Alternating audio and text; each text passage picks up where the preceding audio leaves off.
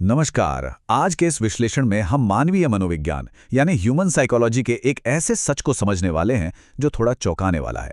बचपन से हमें जो बातें सिखाई जाती है ना, असल जिंदगी में कई बार उनका असर बिल्कुल उल्टा होता है। आज हम ऐसी 12 आदतों को डिकोड करेंगे जो दूसरों के मन में एक सच्चा सम्मान पैदा करती हैं। तो चलिए बिना किसी देरी के सीधे शुरू करते हैं। तो इसकी गहराई में चलते हैं। ये सच में एक बहुत ही तकलीफदेह विरोधाभास या कहीं कि एक पैराडॉक्स है। अक्सर देखा जाता है कि जो इंसान दूसरों के लिए सबसे ज़्यादा झुकता है, सबसे ज़्यादा परवाह करता है, आखिर में उसी को सबसे ज़्यादा इग्नोर किया जाता है। सोर्स मटेरियल हमें साफ बताता है कि सबको खुश रखने की कोशिश में इंसान खुद की पहचान और आत्मसम्मान को ही दांव पर लगा देता है। ये वही बात हुई ना कि भलाई करने चले थे और खुद की कीमत ही कम करवा बैठे। और यही एंट्री होती है एक नए कॉन्सेप्ट की, जिसे उल्टी आदत या रिवर्स हैबिट कहा गया है।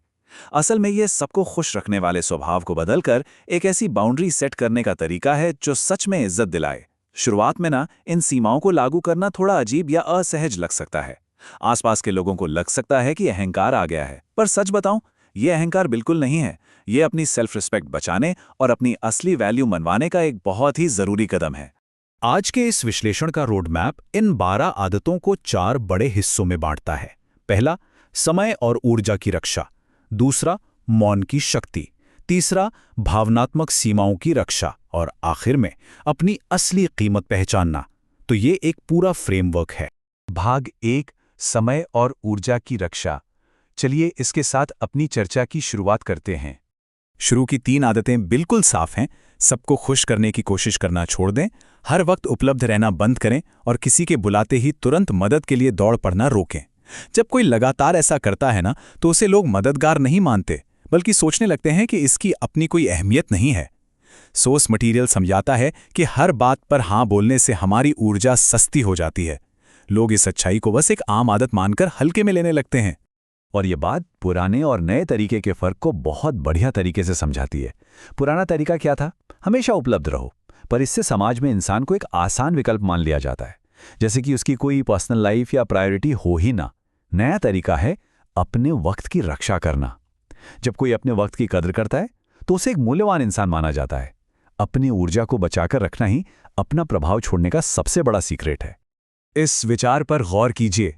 जो चीज़ बिना प्रयास के मिल जाती है, मनुष्य उसकी कद्र करना छोड़ देता है। ये कितना गहरा मनोवैज्ञानिक सच है। इंसानी फितरत ही ऐसी है। जो बिना मेहनत या संघर्ष के मिल जाए, उसकी इज्जत खत्म हो जाती है। अगर वक्त और मदद मुफ्त और बेहिसाब मिलने लगे तो कोई उसकी वैल्यू नहीं करेगा। ये एक ऐसा सबक है जिसे हर रिश्ते में याद रखना जरूरी है। भाग 2, मौन की शक्ति। अब यहां से हम अपने विश्लेषण के दूसरे हिस्से की ओर बढ़ते हैं।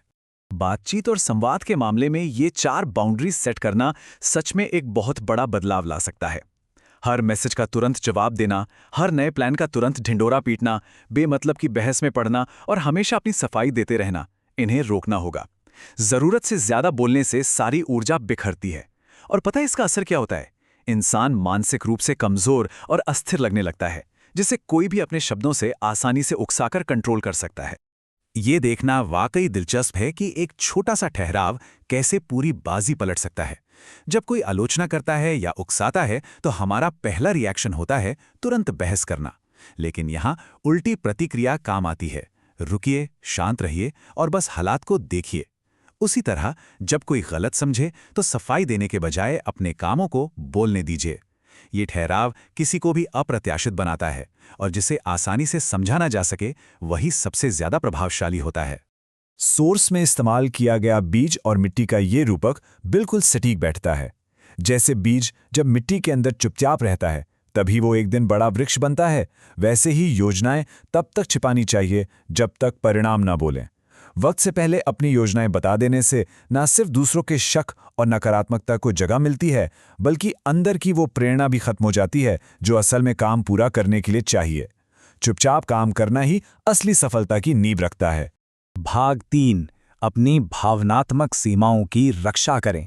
चलिए अब दुनिया से हटकर थोड़ा अपने अंदर की ओर झांकते हैं। अपनी भावनात्मक सीमाओं को मजबूत करने के लिए 3 बातों पर पकड़ बनानी होगी। हर बात को दिल पर लेना छोड़ना होगा, हर किसी से अपनी परेशानियां साझा करना बंद करना होगा और बिना परखे तुरंत भरोसा करने की आदत बदलनी होगी।